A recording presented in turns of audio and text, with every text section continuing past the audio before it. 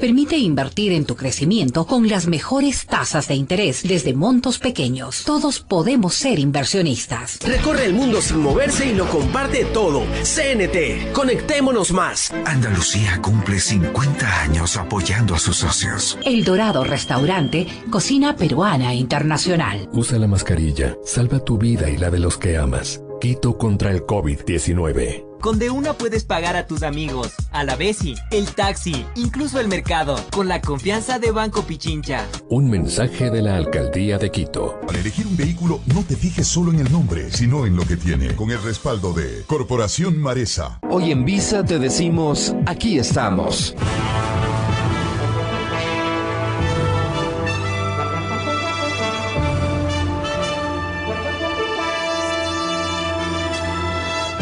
Aquí da inicio el programa de opinión más influyente de la radio. Las emisoras Democracia AM y XFM presentan la revista de opinión Democracia, con la conducción y dirección de Gonzalo Rosero. No puede haber diálogo sin libertad de expresión. No puede haber diálogo sin libertad de expresión. Ella es el alma de un pueblo. Sin amilanarse. Sin amilanarse. Este Ecuador amazónico. Desde siempre y hasta siempre. ¡Viva la patria! Combatiremos la corrupción. La de ahora y la de ayer. Y la que podría venir. La de adentro y la de afuera. La revista de opinión Democracia. Los temas realmente relevantes. Analizados con la visión crítica del periodismo libre. Da inicio la revista de opinión Democracia. El programa en el que usted cree. Comenzamos. Gonzalo Rosero. Credibilidad incuestionable.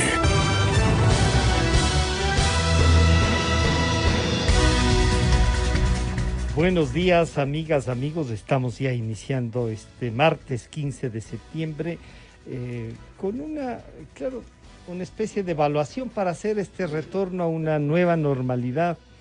Los medios de comunicación dan cuenta que esta está regida por normas de los municipios. Hay gente que reacciona frente a esas normas.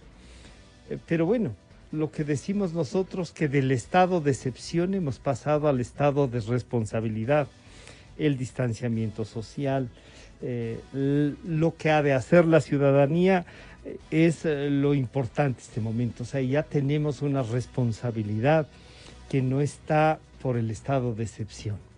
Y para analizar este tema y ver el comportamiento tanto de la epidemia como de la ciudadanía, cómo podemos aportar, estamos en contacto con la doctora Ana Paulina Celi. Ella es infectóloga, y le queremos preguntar esta nueva realidad, esta reactivación de las empresas, que no es que haya ido al 100%, pero sí hay una mayor presencia, digamos, de sus trabajadores en el tema presencial se ha elevado. Algunos dicen que ya hasta el 70%. Doctora Celi, ¿cómo observó usted el día de ayer y qué es la reflexión que podría hacernos? Bienvenida, buenos días. Buenos días, muchas gracias. Sí, o sea, realmente ha habido sectores en los cuales ha habido una gran afluencia de personas y, o sea, que no se corresponde tampoco con lo que está detectado en las medidas que se han iniciado para Pichincha, lo cual significa que de alguna manera también hay grupos o personas que están decididas a salir, y que eso es parte de lo que se llama naturaleza humana, ¿no? O sea, después de tanto tiempo que ha habido de restricción. Entonces, sí se observa una mucha mayor movilidad y claro, todo eso tendrá que ser medido luego en la respuesta respecto a la epidemia. Uh-huh. Y usted diría que la gente necesita, los sectores incluso productivos, diría yo, en general han presionado para que, por ejemplo, el transporte sea liberado, que no tenga. ¿Ese es el foco de infección mayor, o hay otros focos que hay que cuidar, doctora? Existe ya detectado cuáles son las actividades que mayor problema tienen. Y las actividades que mayor problema tienen, de acuerdo a lo que dice OMS y el CDC, son los sitios en los cuales hay una gran afluencia de personas en espacios cerrados, ¿cierto? Entonces, de eso hay que colegir, o sea, hay que concluir cuáles son esas actividades. Entonces, por ejemplo, las actividades deportivas, las actividades sociales, que estén realizándose en espacios cerrados con un gran número de personas cerca una de otras, lo que esté a ver infectado sube la carga viral en ese espacio, son las que se han detectado como que se produce, en las cuales se produce la mayor cantidad de contagios. En este sentido, pues estando ya identificadas cuáles son esas actividades, también sabemos que son las que tienen que tener cierta restricción pues para disminuir el número de contagios. Ahora, todo eso tiene que ser balanceado y esa es una decisión técnica y política también, ¿no es cierto? O sea, de balanceado con el tema económico. Entonces, los países en general, no Ecuador, no Pichincha y no Quito, han tomado decisiones basadas en tratar de que se reactive la economía, porque de todas maneras eso pues ha causado un daño muy grande a la población en el mundo. Entonces yo pienso que a las autoridades les toca difícil, porque tienen que hacer un balance, ¿no es cierto?, entre lo que significa el crecimiento de la epidemia versus el decrecimiento tan importante de la economía de los países. Entonces es una decisión que no creo yo que es apresurada. Yo creo que tiene que ser muy pensada y sobre todo tiene que ser concluida siempre con presencia de la academia. No solamente de la academia en el sentido técnico-médico. Yo pienso que aquí hay otro tipo de profesional que ahora ha aparecido y que de alguna manera, inclusive a los médicos y a las personas que trabajamos estrictamente en salud con el paciente, ¿no es cierto?, nos ha permitido aprender muchísimo. Yo estoy pues todavía perteneciendo a grupos que se reúnen únicamente para revisar números. Y ahí la gente que hace estadística médica nos ha enseñado a medir la epidemia no solamente de acuerdo a los nuevos casos, que pueden depender de la cantidad de diagnósticos que se hagan por incremento de pruebas, por ejemplo, versus los casos de fallecimientos, por ejemplo, en exceso en una determinada época, que hoy por hoy han sido los que están marcando las curvas para demostrar los decrecimientos de la epidemia. Entonces, todo eso hemos aprendido, ¿no es cierto?, los profesionales que no hacemos estadística médica como especialidad, pero una mejor lectura con esos datos. Claro, ¿no y es muy importante que las autoridades tengan en su equipo, ¿no es cierto?, personas que hagan esto. Claro.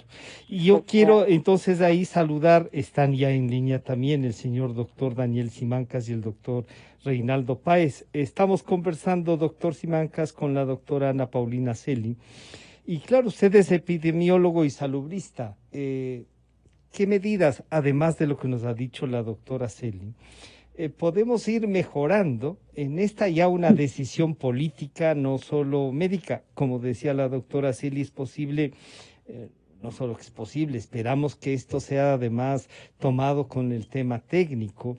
¿Usted podría hacernos una evaluación del día lunes, el primero que se nos abrió, y hoy que ya estamos también, como decimos, con el estado de responsabilidad y no el estado de excepción? Doctor Simancas, bienvenido, buenos días. Buenos días, muchas gracias a los invitados, un saludo, es un placer compartir el espacio. Sí, realmente se vio aparentemente una mayor movilidad, pero los detalles o los desenlaces de este incremento en la movilidad se verán en unas 3 o 4 semanas. Con un posible brote, pero yo estoy más positivo. Yo pienso que las personas, muchas de ellas ya saben cuidarse. Nos ha costado muchísimo, nos ha costado 35,000 muertos, algún familiar que ha fallecido, algún amigo, para poder entender la potencia que tiene este virus, la capacidad que tiene de infectar y de causar estragos en el organismo. De ahí, en la parte técnica, y yo pienso personalmente que se ha dejado a un lado, ¿no? Ha sido una lucha importante, está siendo una lucha para que las personas entiendan la necesidad, por ejemplo, de especialistas en epidemiología, en salud pública, en economía de la salud. Hay una brecha de más de 3.000 profesionales de la salud pública, entre epidemiólogos, salubristas, administradores. No se ha dado el espacio a la epidemiología, ¿no? Es decir, aquí se hacen reuniones, se conversa con personas, se escucha, se lee, pero no hay este espacio. Yo no me atrevería a hablar de, por ejemplo, de insuficiencia cardíaca, del tratamiento del cáncer, y es una especialidad médica la epidemiología, la salud pública, y realmente se la dejaba a un lado cuando los equipos tienen que prácticamente ser liderados. Pero doctor Simancas, ¿será que no teníamos esas especialidades, o teniendo esas especialidades los hospitales, la política pública, digamos, no ha vinculado a estos profesionales, como dice la doctora Celi, ¿no? Hay que insertarlos ya para tener esta visión general y hacer política pública, doctor Simancas. Sí, la brecha hay que disminuirla. Sí hay profesionales de la epidemiología ahora. Han aparecido también varios que estaban en las universidades. El problema también es que no se les considera especialistas en salud. Eso tiene que saber la ciudadanía. Un profesional de la epidemiología, de la salud pública, es considerado un administrador de la salud y por ende gana la mitad del sueldo de un especialista. Y definitivamente, como lo acaban de observar, como lo acabamos de palpar, definitivamente que tú necesitas de un profesional de estas características para dirigir en estos momentos del control de las epidemias y las pandemias, ¿no? Es muy difícil que otro profesional que está en primera línea, que está con los pacientes atendiendo, pues se dedique específicamente al control poblacional del virus, ¿no? Y por eso hemos tenido muchos errores. Y yo lo digo porque hemos sido consultados por algunos COEs cantonales, provinciales, justamente para asesorar técnicamente. Esto que hizo el COE de dejar la responsabilidad a los COE, sabiendo que hay este déficit de epidemiólogos, sabiendo que hay mucha... Usted encuentra ahí una debilidad. Exactamente. Les deja las decisiones y pues obviamente los COE estaban atados a este semáforo que se iba cambiando progresivamente hacia la relajación, y eso nos costó muchísimas muertes en todos los cantones. Quiero saludar al señor doctor Reinaldo Páez, neurólogo. Él además ha hecho política, entonces podemos encontrar un criterio de un médico neurólogo con también una visión política, ¿no? Doctor Reinaldo Páez, bienvenido, buenos días. Esta primera evaluación que nos han hecho tanto la doctora Ana Paulina Celi como el doctor Daniel Simancas nos lleva a pensar de que, claro, todo es una especie de ir entendiendo lo que nos ha pasado estos meses, y ya nos ha dado una lectura, pero ¿qué más puede aportar ya la apertura? Y si es que usted creería, por ejemplo, ya que políticamente la movilidad debe liberarse. Bienvenido, buenos días, doctor Páez. Buenos días, Francisco, y es un placer compartir con la doctora Celi y con el doctor Simancas estas ondas tan bien oídas en todo el país. Francisco, querido, la situación, como bien la mencionó usted, es la de la nueva realidad. Tenemos que acomodarnos a un hecho que todavía no ha terminado y que no sabemos cuándo va a terminar. Indudablemente la situación de angustia, la situación de hambre, de falta de trabajo, pone en desesperación a la gente, y esa desesperación obliga a que se vayan tomando medidas adecuadamente, proporcionalmente. Desgraciadamente no tenemos la colaboración total de la colectividad. Deberíamos de esperar que, habiendo pasado cerca de 6 meses de este problema, de este ataque, ya hayamos aprendido a acomodarnos a la circunstancia. Muchos de los secretos que traía este virus de alguna manera han sido ya desentrañados, aunque no todos. No conocemos todavía todos los secretos de esta enfermedad que tiene tanta variación, tanta particularidad en uno u otro caso. hay familias enteras que se contaminan, pero hay un miembro que no se contamina, o viceversa, hay un miembro de una familia que se contamina y los demás no, y no se sabe cómo mismo es la transmisión, no se conoce a fondo, pero indudablemente hay algunas medidas que se han visto que son positivas.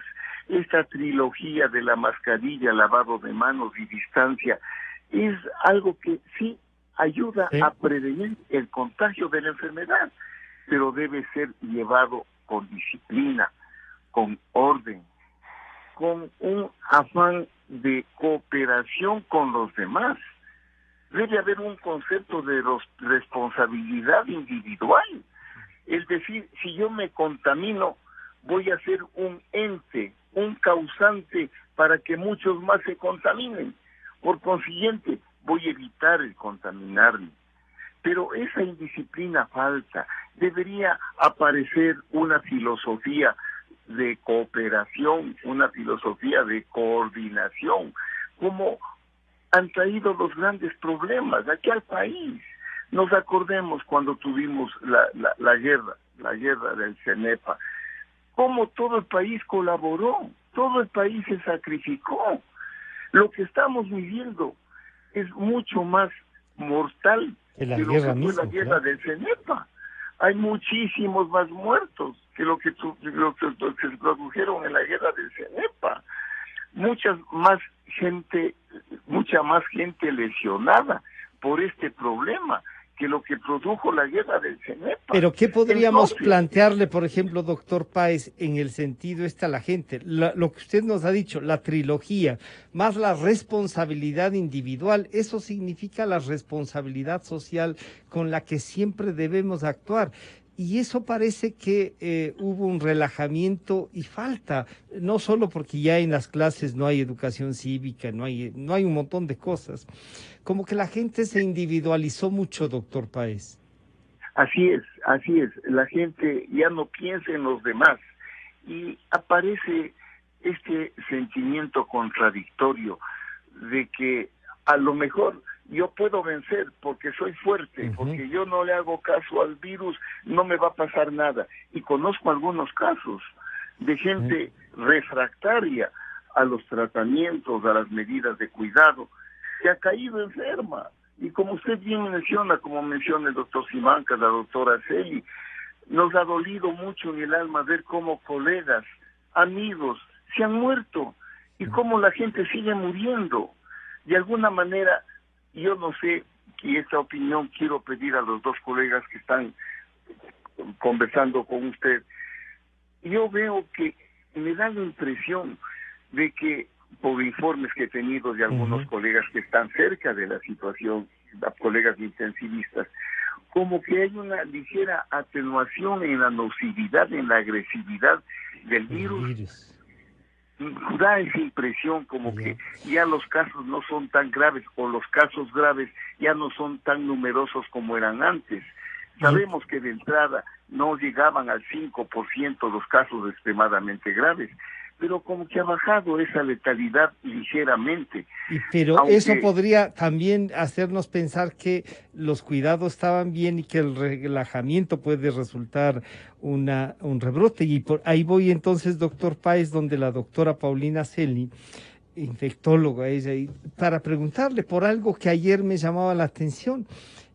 Una persona que parecía que había generado anticuerpos, que ya había tenido entonces el virus, que de alguna manera tuvo algún malestar, pero que no fue, como ha dicho el doctor Páez, una cosa fuerte, pero que había una especie de reinfección. Le salió una prueba, aunque después la otra sale negativa, pero es posible, se han hablado de 2 casos, pero me decía, no, yo conozco otros casos, que esté una reinfección, doctora Celi.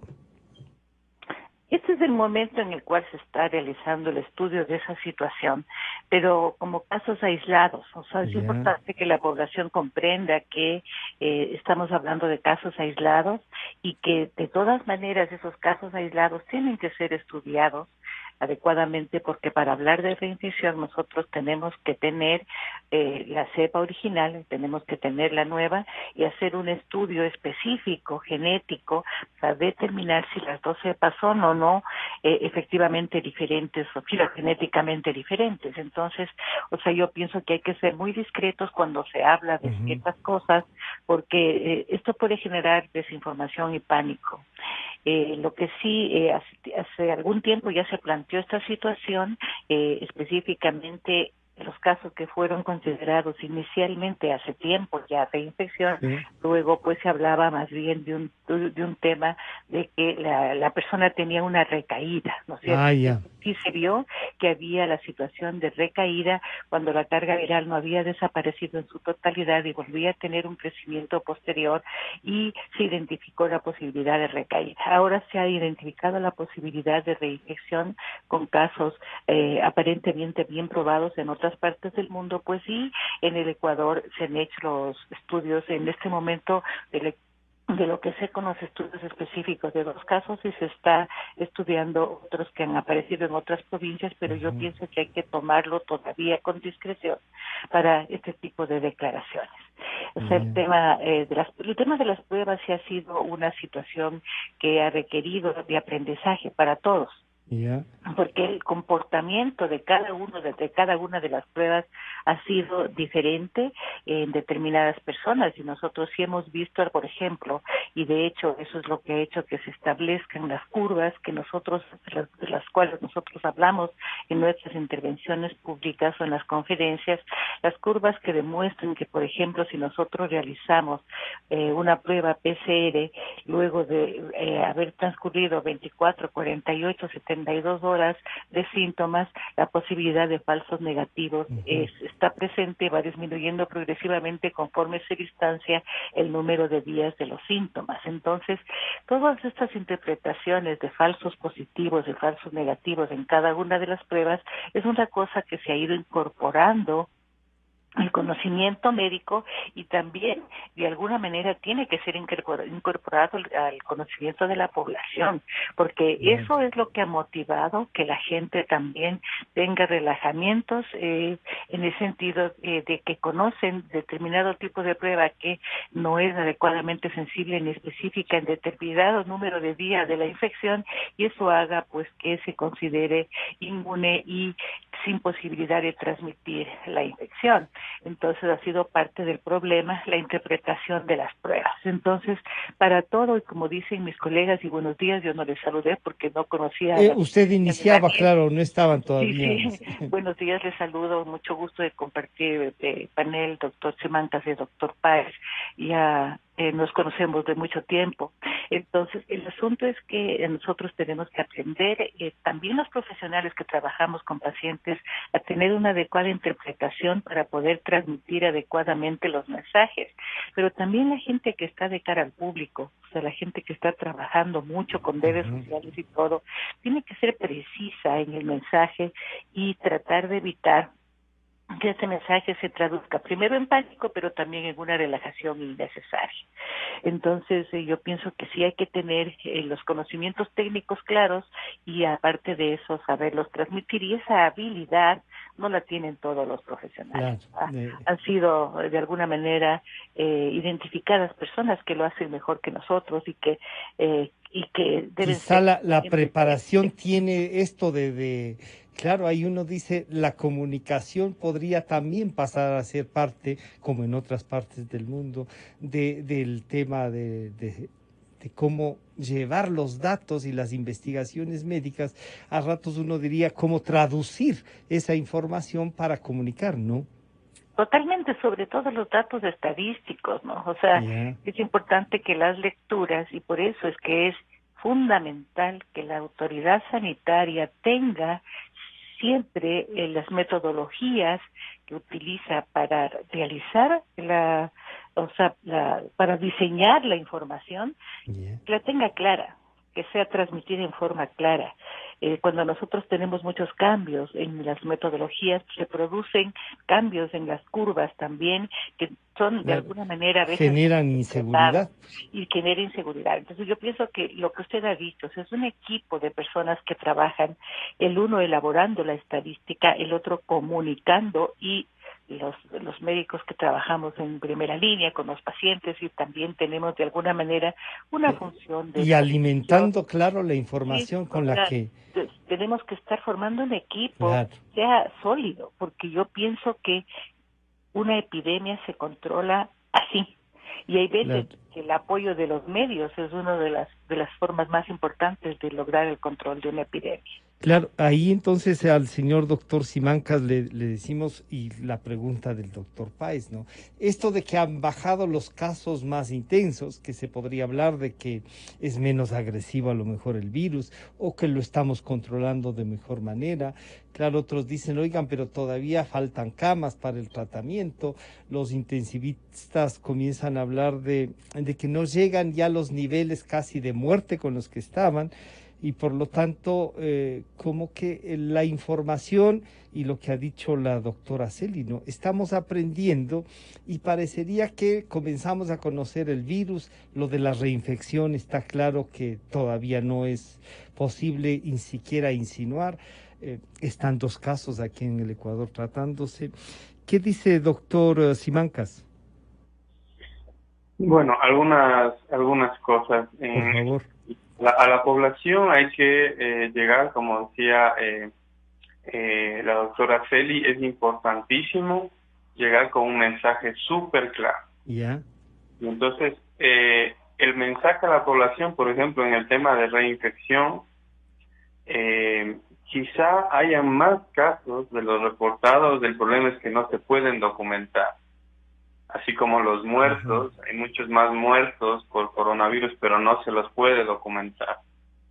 Y entonces, ¿el mensaje cuál sería? El mensaje, en este caso específico, tiene que ser un mensaje fuerte, ¿no? Hay una posibilidad, es decir, o si usted quiere, no es... no se puede descartar. No es imposible que usted se vuelva a reinfectar. Yeah. Si a usted le ha dado ya el coronavirus, por más leves que hayan sido los síntomas, hay una posibilidad de que usted se pueda contagiar. ¿Por qué? Porque usted cubre ahí a la población con ese mensaje a que siga protegiéndose, a que no confíe en los resultados que pueden ser falsos positivos y negativos. Usted se imagina una persona con un falso positivo en estos momentos, y que usted diga, como ya me dio la infección, yo estoy inmune. Acá me dijeron que son algunos casos por ahí, pero yo estoy inmune. La gente está dejando de utilizar el tapabocas y la mascarilla. Entonces, en el sentido de la reinfección, yo prefiero personalmente... hay que tener ese cuidado. Dar un mensaje que independientemente que usted se haya o no contagiado, usted tiene que seguir con las medidas de protección, porque en ese momento la evidencia científica no le puede a usted decir que usted no se puede contagiar. Doctor Simancas, pero ahí tenemos el problema de las pruebas, que en unos casos la misma persona tiene positivo, va, se hace en otro sitio y sale negativo, entonces tiene 2 ahí, un falso positivo y un falso negativo. Y en definitiva, ¿quién le puede decir si tiene o no el virus? Mire, hay que hacer la epidemiología y la clínica, que bien decía la doctora Celi, son fundamentales. Es decir, ahora los esquemas de rastreo y aislamiento de personas no necesitan las pruebas, porque las pruebas cometen muchos errores. Si usted ha estado en contacto con una persona positiva, si usted fue a una reunión con una persona y en la noche le llama y le dice, mire señor, ha salido positivo un examen, por favor le comunico, que casi nunca pasa eso, por eso es que la vigilancia epidemiológica es importante, pero supongamos que le haya dicho que sí hay esa persona actitud. Tiene que inmediatamente aislarse y no esperar una prueba para tomar las precauciones. Eso es lo que nos está pasando, Francisco, que las personas esperan la prueba para aislarse de sus familias, y sabemos que la prueba es positiva a los 5 o 7 días en la PCR, y las pruebas rápidas ni se diga. En este país se han inundado de pruebas rápidas que no sirven para nada, y a las 2 semanas recién, cuando usted ya ha contagiado a muchas personas, es que probablemente tenga un resultado algo confiable, y más que nada serviría para ver a las cuántas semanas se infectó y saber si usted ha desarrollado o no inmunidad. Entonces, ¿de qué le sirve a usted hacerse inmediatamente una prueba luego de haber estado en contacto? De nada. Tiene que llamar a un médico, tiene que llamar al Ministerio de Salud que lo oriente, pero por sobre todo aislarse, no ir a trabajar si está enfermo, si está con síntomas, autoaislarse en el caso de las familias. Eso, si me permites agregar algunas recomendaciones, uno tiene que hacer después de esta triada de la vida 3 cosas más. El autoconfinamiento voluntario, es decir, no necesitamos salir con toda la familia al supermercado, no necesitamos salir todos al cine ahora que se ha abierto, tenemos que todavía guardarnos en casa, hacer un compromiso familiar. El respeto tiene que ser fundamental, no solamente dar el respeto, sino exigir el respeto. Si una persona se acerca sin mascarilla a nosotros, ya está incrementando el riesgo de contagio a pesar que nosotros estemos bien protegidos. Y el empoderamiento de la salud en este momento no nos va a salvar nadie. Tenemos que hacer conciencia de lo que está pasando, que todavía no hay camas de cuidado intensivo si alguien enferma. No podemos decir que el virus se ha atenuado, porque ¿qué es lo que va a pasar en la población? Esos mensajes se tienen que controlar. No puede decir el virus ya es más suavito que otro. No hay forma entonces. ¿Por qué? Porque ¿qué es lo que pasa ahí? Que la población va a decir, dicen que ya no está matando mucho el virus, y empieza a hacer fiestas, matrimonios, cumpleaños. Entonces hay que manejar el discurso, hay que saber llegar a la gente, porque la gente lo que quiere es respuesta. Si usted evita aglomeraciones, si usted sale al aire libre, ¿no?, donde hay viento, con mascarilla, usted puede caminar con su familia, usted puede llevar su alimento con un espacio, no entre 4, 5, 6 familias, sino realmente su familia. Con su familia puede servirse un alimento al aire libre, visitar estos parques naturales, pero de ahí que quiera ir con 10 familiares al cine en estos momentos donde hay transmisión comunitaria, donde el virus no ha disminuido, donde hay 20 cantones con más del doble de exceso de mortalidad que los años pasados, 34,000 muertos, las 60,000 pruebas represadas, pues no hay nadie que nos pueda en estos momentos ayudar, ni económicamente, ni a través de pruebas diagnósticas, que hay una política baja de pruebas diagnósticas. Si un familiar se contagia, no le hacen a todas las familias. Hay más positivos en Quito, por ejemplo, más confirmados que descartados. Usted se imagina eso, debería haber 10, 20 veces más descartados de esta enfermedad que confirmados. Se está confirmando solo a la gente gravemente enferma y algo se está haciendo con algunos asintomáticos. Doctor Páez, ese es el panorama entonces, no es un tema de, digamos, de que sí estamos descubriendo más al virus y que por lo tanto se ha vuelto menos letal. Y claro, lo que dice el doctor Simancas y la doctora Celino, no podemos relajarnos, eso está claro. ¿Cómo hacer entonces un discurso político y que además los que están llevando la política pública hagan ese discurso de compromiso? ¿Cómo volvemos a ser una comunidad, doctor Páez? Desde luego, Francisco, pero yo quiero aclarar una posición que ha sido muy rectificada por mis dos contertulios. Vea, mire, el asunto es el siguiente. Yo converso con gente, yo no estoy tratando a la gente, conozco casos, pero converso con gente que está cerca de los casos y miro casos que rompen las reglas, son aislados, no son casos científicos, son aislados. Pero, por ejemplo, conozco casos de una familia en que se enferma gente joven y le contagian a la mamá que tiene 94 años de edad y la señora tiene una enfermedad leve y un poco más grave es la de la gente joven. Un caso. Otro caso, conozco de un colega que me aprecio en el alma, que es un caso tremendamente vulnerable, porque tiene trasplantes de hígado, de riñones, varios problemas cardíacos, y se infecta con esa enfermedad en forma leve. Entonces, estos datos hacen al grupo que conversamos, dan una hipótesis, y toda investigación comienza con hipótesis. Y es por eso que quien no está ahí metido, simplemente leyendo de fuera, pregunta a los que saben, a los que manejan las curvas, a los que manejan las investigaciones, que son los dos doctores que están ahí conmigo. Les pregunto y les digo, ¿qué les parece esta sospecha que ha habido en un ambiente reducido, en un ámbito reducido? No para relajar, porque relajamiento no puede haber. Claro. Yo estoy apelando. Pero si hay un debate consciente.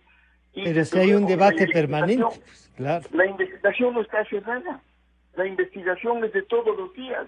Y cada vez que veamos alguna cosa nueva, investiguemos.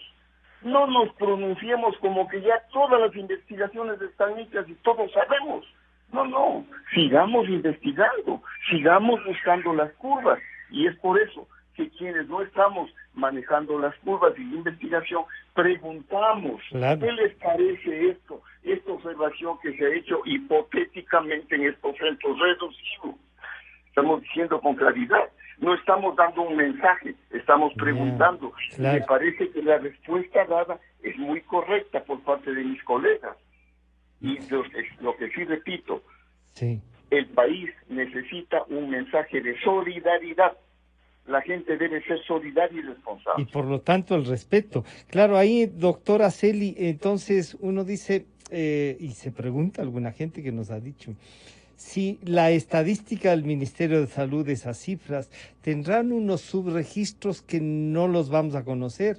Lo que el doctor Simancas nos ha dicho, ahí hay un incremento de muertos.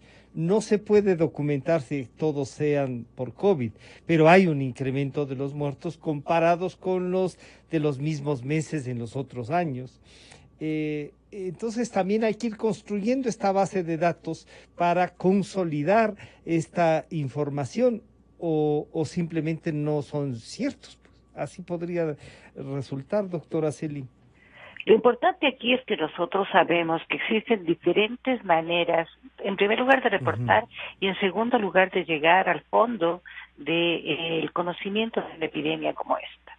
Entonces, son los estadísticos, o sea, las personas, los epidemiólogos, como bien ha dicho Daniel, que son expertos en estadística médica, los han llegado a determinar cuáles son las mejores maneras de estudiar esta epidemia. Y una de las maneras que han mostrado una mayor fidelidad y que son utilizadas por iniciativas globales muy grandes sobre coronavirus, o sea, son por ejemplo el tema del exceso de muertos respecto al mismo periodo en años anteriores. Claro. Entonces el exceso de muertos lo que muestra es realmente los casos que terminaron en fatalidad y que se pueden ser atribuidos en ausencia de otros factores a una epidemia como esta. Entonces, ese exceso de muertos lo que nos da es una curva un poco más fiel del comportamiento real de la epidemia. Y lo que se ha visto es que no necesariamente existe correspondencia entre esta curva y la curva real que es reportada por los países, porque lo que es reportada por los países depende, en primer lugar, de que cuando se produce el deceso de una persona, el acta de defunción tenga el diagnóstico específico. Nosotros tenemos conocimiento, por ejemplo, de que existen servicios funerarios que, al ser prohibido, entre comillas, el enterramiento sin cierto tipo de medidas de las personas que tienen la enfermedad post-COVID, o sea, la enfermedad SARS-CoV-2, COVID-19, entonces se cambian los diagnósticos para hacer la papeleta de defunción, por ejemplo, o sea, son casos... O sea, que hay la posibilidad de que eso también altere y altera, por supuesto, la estadística. Entonces, sí, esto altera la estadística. Entonces, es importante que todos esos sesgos sean bien controlados y esos sesgos solamente pueden ser controlados con el conocimiento estadístico. Y también, pues como yo había comentado antes, o sea, el tema de reportar los nuevos casos, ¿cierto? Y cuando se cambia la metodología es de reportar los nuevos casos, las curvas cambian. Y también cuando se hacen esfuerzos, por ejemplo, mancomunados por conseguir una mayor cantidad de pruebas en una población específica, porque exista la posibilidad, porque las pruebas hayan llegado, porque exista la disposición política, por lo que sea, también en ese momento puede existir un crecimiento desmesurado de los casos sin que signifique que la situación epidemiológica cambió, sino que el diagnóstico cambió. Entonces, como bien dice el doctor Páez, yo pienso que los mensajes a la población tienen que ser claros. Y en este momento específico, el mensaje tiene que ser autocuidado. Yeah. Es bien importante que los ecuatorianos cambiemos un poco el discurso de que todo tiene que ser culpa de, entre comillas, culpa del gobierno o del gobierno seccional. Es cierto que hay una gran... la responsabilidad está ahí, pero la responsabilidad individual también. Individual también, porque nosotros tenemos que ver que el que se siente inmune, el que dice no me va a pasar nada, el que se reúne, o los jóvenes que, o sea, esa tendencia a reunirse de los jóvenes es una cosa generacional, pero es normal. Pero lo importante es que ese tipo de reuniones sean hechas con responsabilidad, distanciamiento, espacio abierto, mascarilla, y eso es lo que nosotros tenemos que comprender, que el autocuidado, el cuidar a mi familia es mi responsabilidad también. O sea, y no podemos endosarla y no la podemos entregar. Entonces, yo pienso que ese mensaje de cuídate tú, es un mensaje correcto. O sea, en este momento de la pandemia es un mensaje ese correcto. Es el más fuerte, entonces, el que debemos comprometernos. Fuerte, ¿no es cierto? Pero bueno, cuídate tú, cuídate haciendo qué. Esa es nuestra labor. Porque a veces se cometen errores, por ejemplo, respecto a formas de transmisión que de alguna manera ya se vieron que no están vigentes. ¿Cuáles hay que reforzar? El uso de mascarilla, lavado frecuente de manos, distanciamiento social, porque se sabe, inclusive existe tendencia mundial, existen un gran número de investigadores que están presionando a la OMS porque se pronuncie por la transmisión por aire en forma más clara y sobre todo se pronuncia por un crecimiento en la distancia que se necesita, cosas como esa. Entonces, esas son las cosas que nosotros tenemos que dar como mensaje y que la gente las tiene que acoger.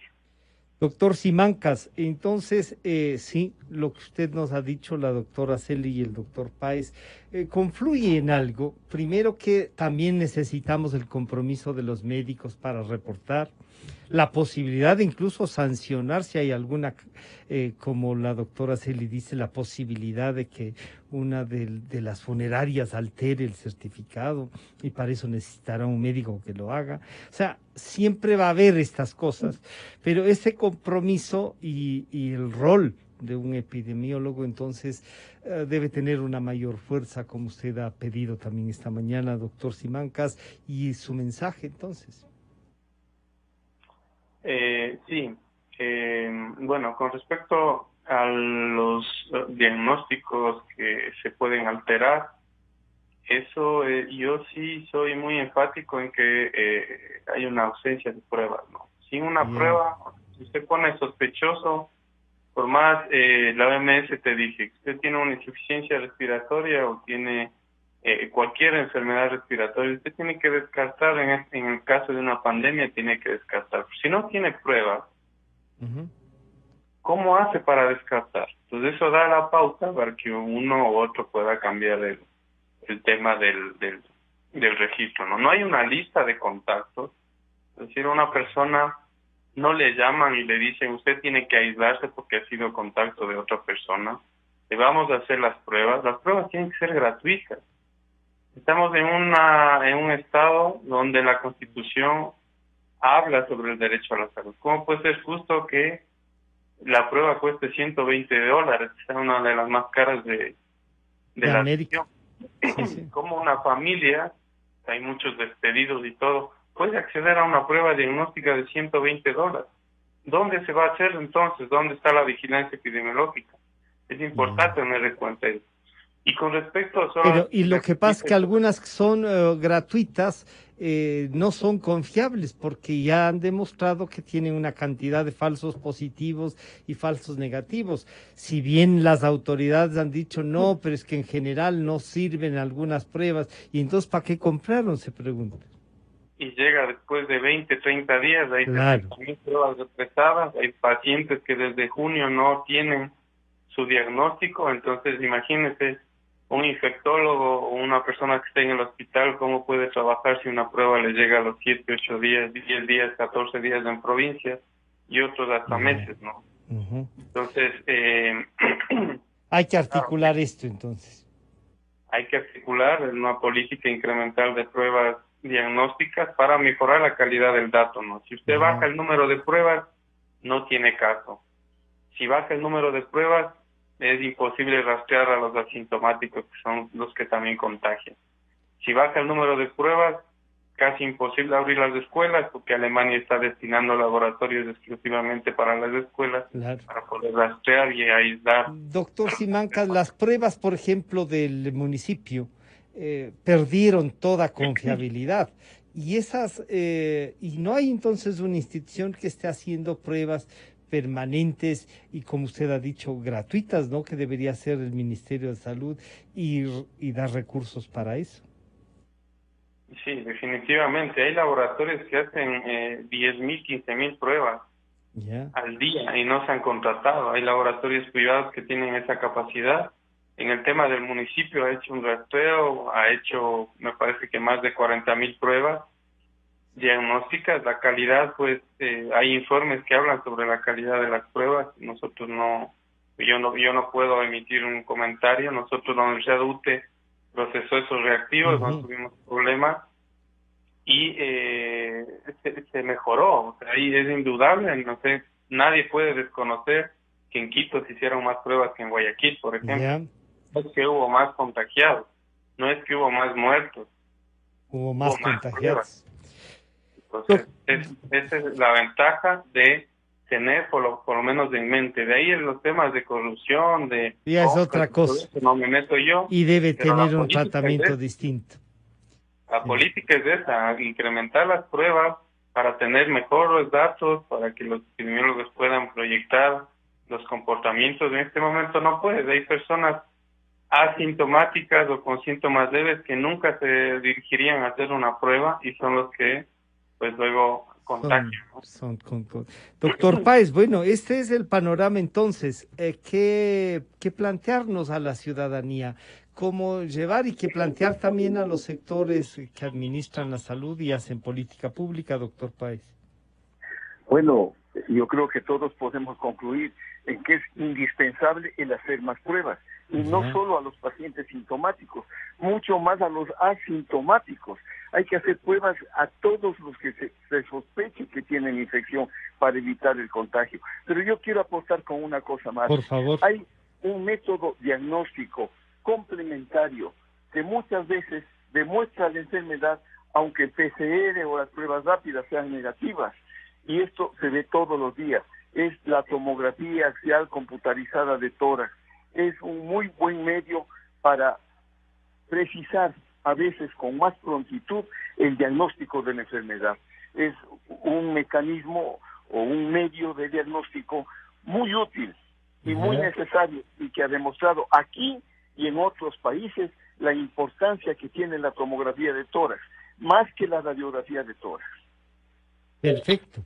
Entonces, bueno, ustedes han hecho el análisis, las propuestas, las sugerencias de lo que se puede seguir haciendo.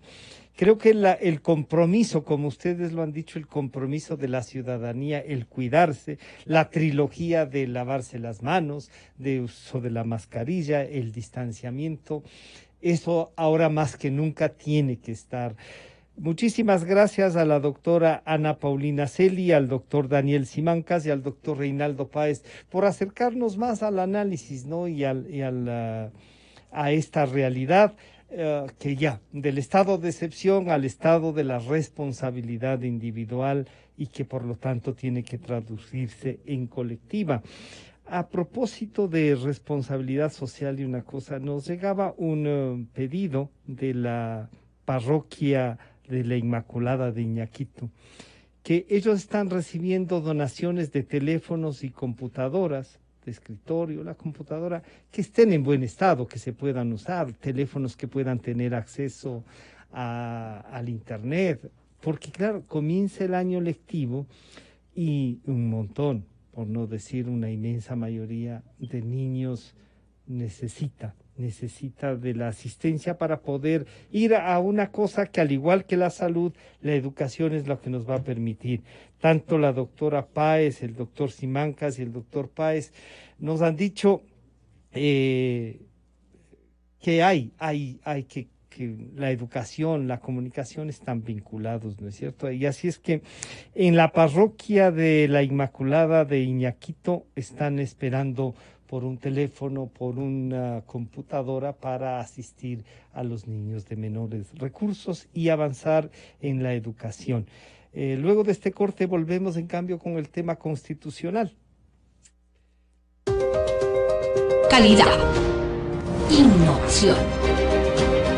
Completamente democracia. Inicio de espacio promocional y publicitario.